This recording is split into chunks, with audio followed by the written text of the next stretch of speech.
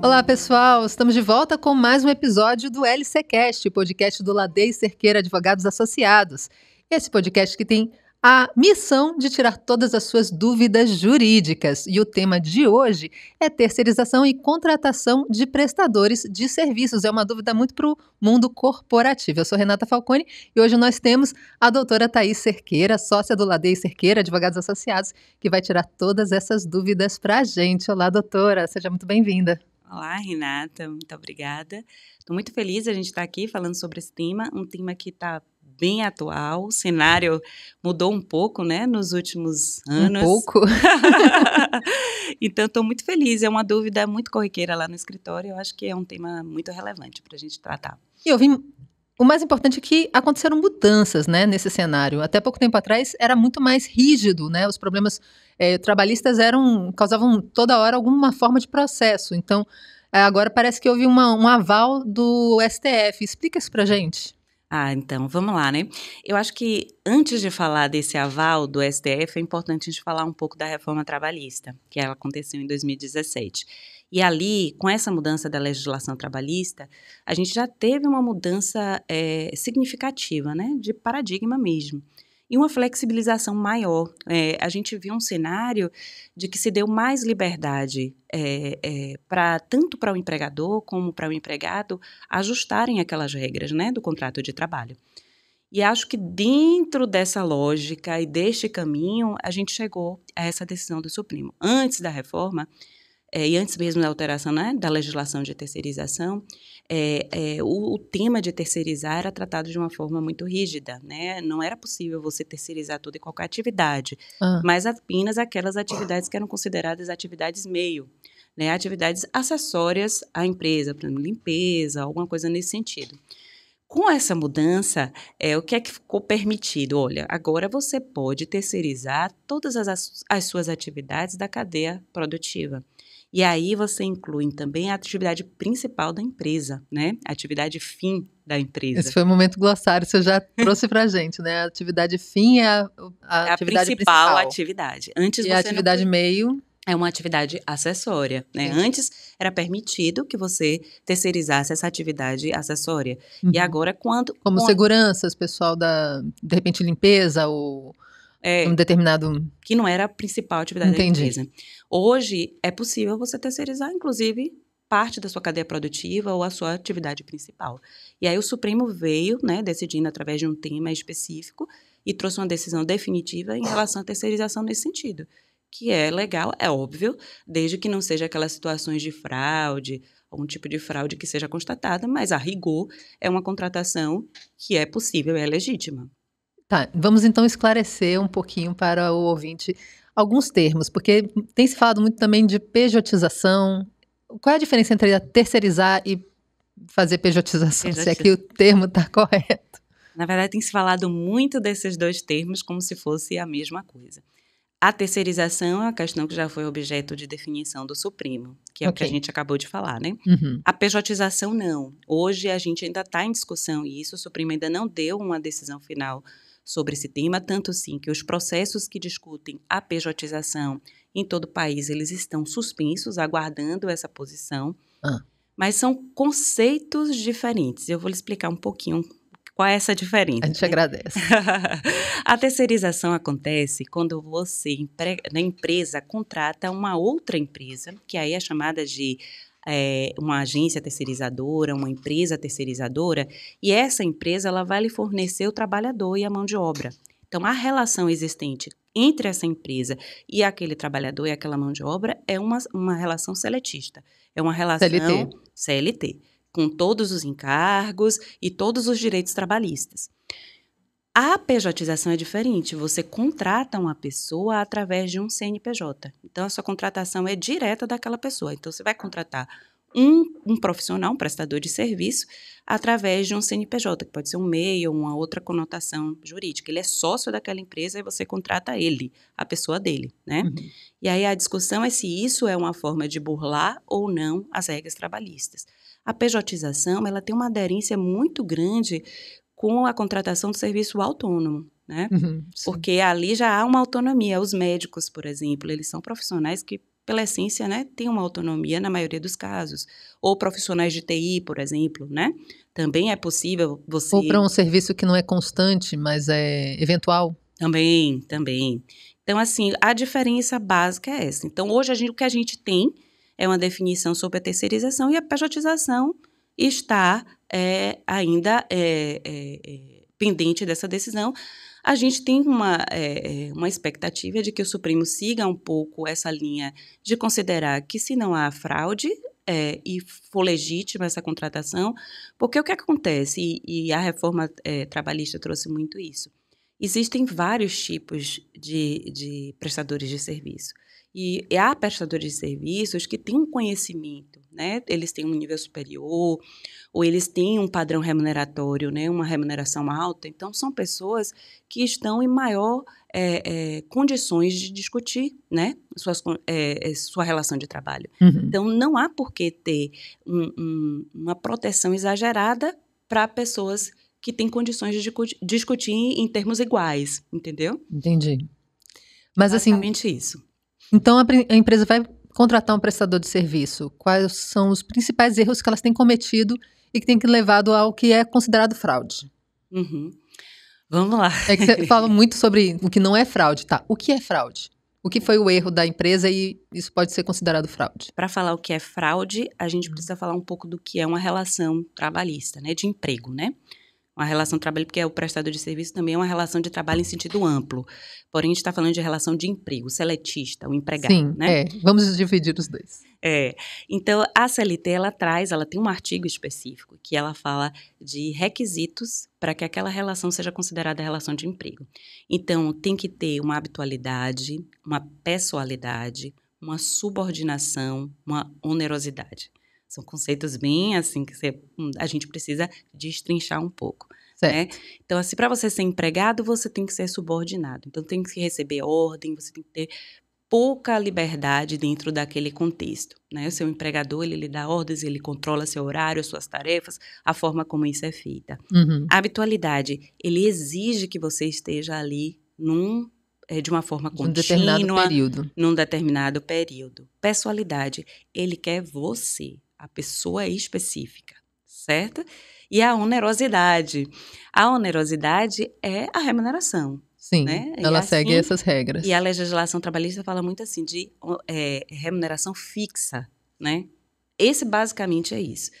São esses quatro pilares que é observado para você caracterizar ou não.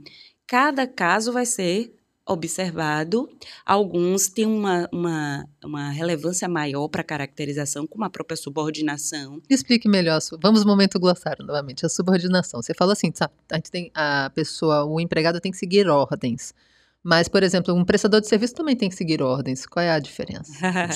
Aí é que tá. Uma coisa é a subordinação e uma orientação técnica. O prestador de serviço, ele tem que ter autonomia na prestação de serviço. Então, o que o contratante vai fazer, na verdade, é trazer diretrizes daquele trabalho, uma orientação técnica. Olha, o trabalho é esse, a linha do que ele gostaria que fosse feito. É diferente da subordinação. A subordinação, você vai dar ordens, você vai controlar o horário, você vai dizer de que forma você, né, pode fazer. Acho que, exemplificando, a gente pode até ter uma noção melhor. O próprio exemplo do médico, né, que eu usei. O médico, você vai dar uma orientação técnica. Olha, a clínica, o hospital, ela tem um conselho, diretrizes técnicas que precisam ser observadas por todos os profissionais. Mas ela não vai ter uma ingerência direta sobre a forma como aquele trabalho é executado, né? Diferente de um vendedor. O vendedor, ele tem uma meta, ele tem um roteiro, ele tem uma abordagem específica que é direcionada pelo empregador. Então, assim, são pequenas nuances que precisam ser observadas em cada caso.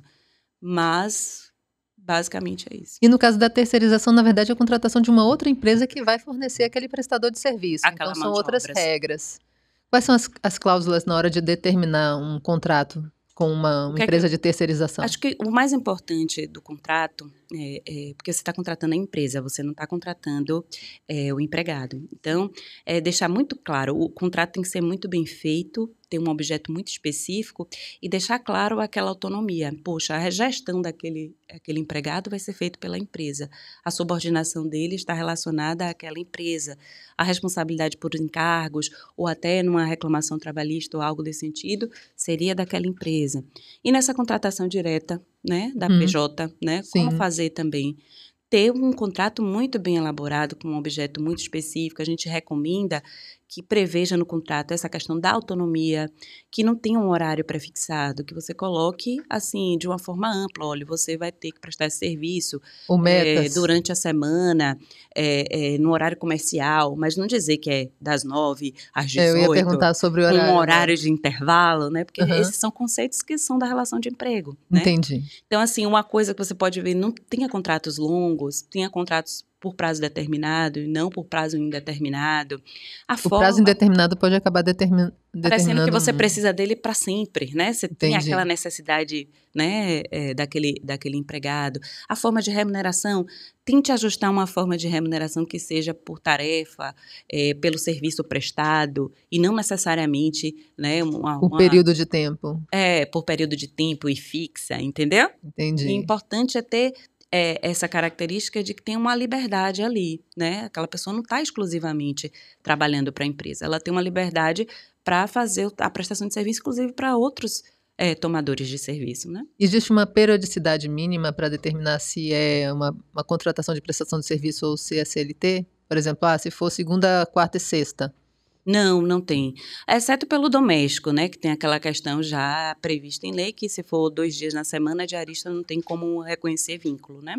Mas para um empregado, de uma forma geral, não. O que vai observar é exatamente esses 4 elementos que a gente colocou. E a prevalência deles e a dinâmica mesmo do trabalho, né? Como é feito no dia a dia. E, por exemplo, se a pessoa precisa de um equipamento específico, algumas empresas fornecem notebooks ou algum equipamento para, enfim, até na área de comunicação, por exemplo, às vezes a gente precisa de microfones, de outros equipamentos. Ela pode fornecer ou isso vai estabelecer algum vínculo empregatício? O fornecimento, eu digo assim, tem questões que podem acontecer, que não vão levar a um reconhecimento de vínculo, essa questão isolada, mas que a cautela seria não fornecer. Não fornecer. Essa questão dos equipamentos é isso, assim como o e-mail corporativo também. Você colocar um e-mail corporativo para um prestador de serviço. Pode ser que seja necessário? Possa, pela dinâmica ali daquela prestação. Aquele prestador ele vai ter contato com o seu cliente, né? E a sua comunicação tem que estar padronizada de alguma forma, né? De modo que você fornece aquele e-mail. O fato de você dar um e-mail e um equipamento não é um fator decisivo para um reconhecimento do vínculo. É como a gente vai dizendo que são comportamentos indiciários. Assim, eles dão uma ideia de que pode ser. Então, se você puder evitar, porque você ter o seu próprio equipamento é um indicativo da sua autonomia, né? Sim. Então, se puder evitar, é importante que isso seja feito. Ainda assim, pode-se exigir algum controle de horário?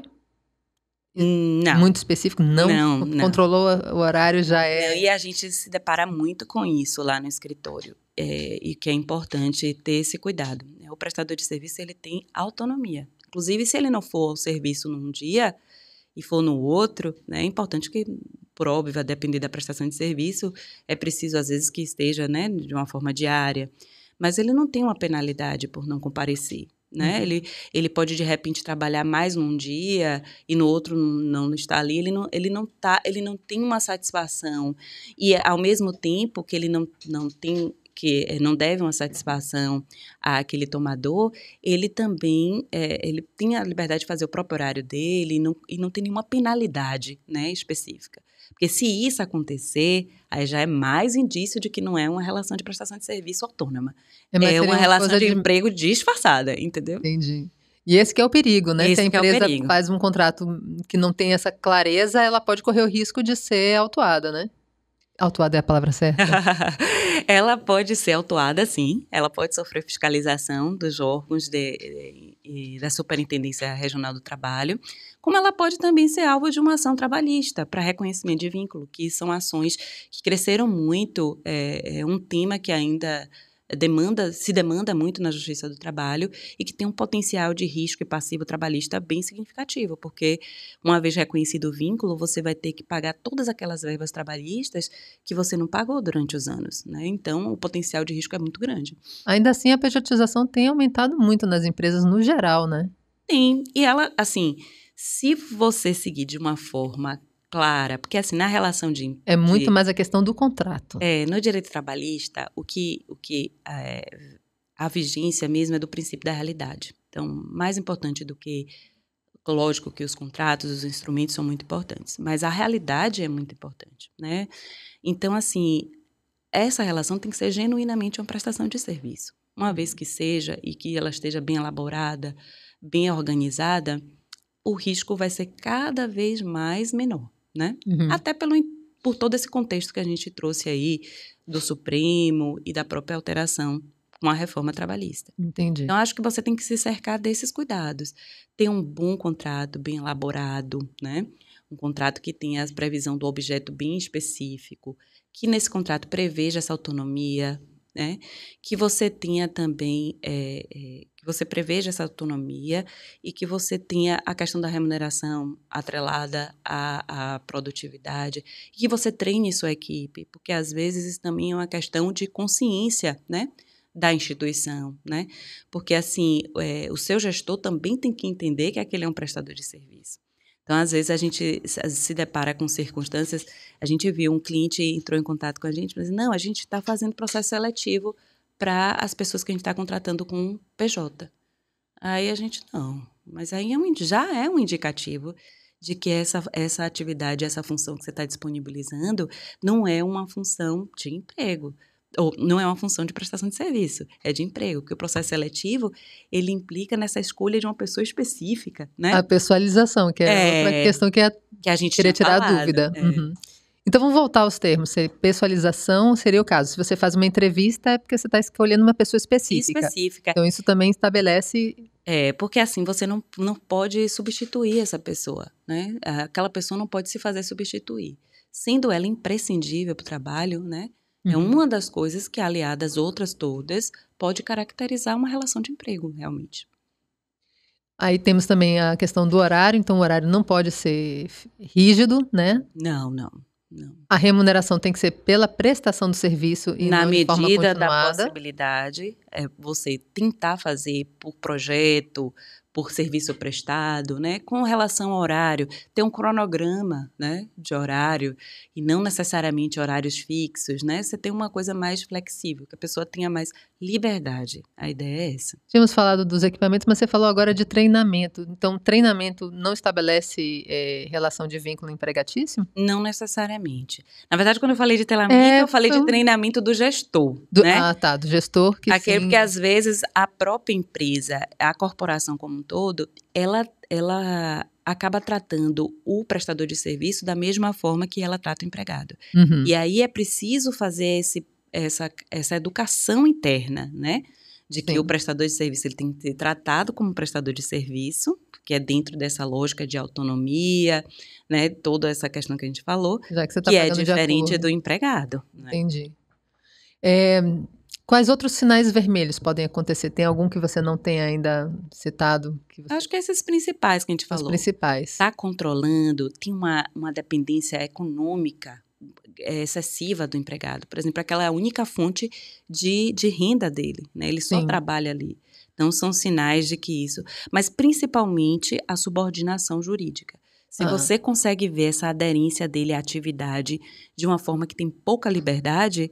Isso aí é um sinal de alerta muito grande de que você está tratando com um empregado que é seletista. Qual a sua maior dica para quem está se preparando para contratar prestadores de serviços e fica justamente nessa dúvida em que procura uma empresa de terceirização, tenta um documento, um contrato ainda de PJ ou já parto para o CLT? Qual é a sua dica? Aí é que tá. Acho que o mais importante é você procurar realmente uma assessoria jurídica, porque ela vai avaliar qual é a sua demanda, né? E escolher a melhor. Seja em relação à questão de custo, tudo isso tem que ser levado em consideração. E essa assessoria vai lhe auxiliar na elaboração desse contrato, que é um contrato que tem que ser muito bem ajustado, na periodicidade da revisão desse contrato. Então, é preciso que ele passe por aditivos. É importante que você tenha a documentação toda organizada. Um prestador de serviço, ele tem que emitir nota fiscal. Então, você tem que ter essa documentação. O pagamento tem que ser feito à pessoa jurídica. Ter esse acompanhamento, porque, eventualmente, se houver uma discussão nesse sentido, você vai estar com a munição, né? Vai estar amparado com uma documentação que possa realmente evitar muito prejuízo e muita dor de cabeça. Mas a gente está num cenário que ele tem cada vez mais seguindo para essa liberdade na contratação. Né? Então, a insegurança jurídica que a gente viu ao longo dos anos, ela está cada vez mais sendo mitigada, né? nesse processo. É possível que em muito breve essa prática seja mais... Ela já é uma prática muito do mercado, né? Mas o risco que ela envolvia antes, agora a gente entende que ela vai ficar melhor, né?